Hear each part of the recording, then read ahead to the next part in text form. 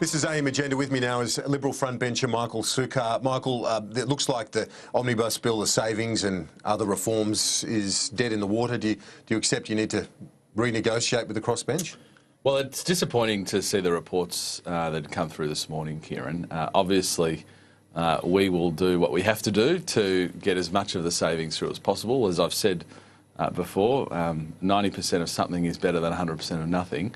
It is disappointing, though, when I think back to the Howard government, with a Senate operating in this way and with an unprincipled opposition like the Labor Party operating in this way, the Howard and Costello governments would never have got us back to surplus where they did, because they would have been frustrated at every turn. So I suppose I lay less blame at the feet of the crossbench and more blame at the feet of Labor, who you would expect and who have historically been relatively economically rational. But they've been quite consistent, though, since that 2014 budget, particularly in relation to the cuts to the family payments and the pension changes and the young people going back to work. That's been their consistent theme since 2014. Well, you wouldn't expect that to change. The only consistency I've seen from Labor since 2014 is to block every single savings measure.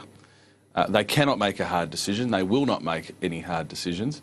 And inevitably that means that, as we saw at the last election, that their deficit would be some $16 billion higher. So they don't want to make tough decisions. They're trying to frustrate us in the process. And the sad thing about it all is that when you have really wonderful schemes like the NDIS, which have bipartisan support, you have a government making an earnest attempt in trying to fund those, you have Labor frustrating that, and presumably, Labor would just put more money on the credit cards to pay for those. Well, in terms of the challenge ahead, it was articulated very clearly by Philip Lowe, the RBA governor. He says, well, he wants to see a competitive intercompany tax rate, but also, at the same time, fiscally responsible policies, i.e. less spending. Well, is that all achievable? Well, the RBA governor made a very good point. He said in order to reach fiscal consolidation, you must have internationally competitive tax rates, because that's what draws in the investment that enables you to grow your economy and therefore get back to budget balance.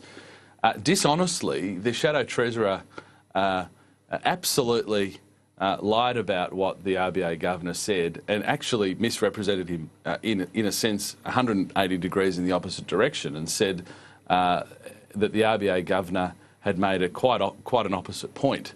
So I call on the Shadow Treasurer, who is seemingly at war now with the RBA governor, to cease dishonestly misrepresenting what Philip Lowe said and actually come out today and admit that indeed the RBA governor made very clear that we need internationally competitive tax rates in order to reach budget just quickly, wasn't he saying that you've got to do both at the same time? Isn't that what Bowen was suggesting? That... Well, no. Well, Chris Bowen dishonestly suggested that you must balance tax cuts against the pursuit of reaching a budget surplus. It's quite the opposite of what the RBA governor... And he knows it's not what the RBA governor said. So for him, the Shadow Treasurer, to be dishonestly misrepresenting the RBA governor in that way, he should apologise today and stop the misrepresentation. Michael Sukkar, appreciate your time.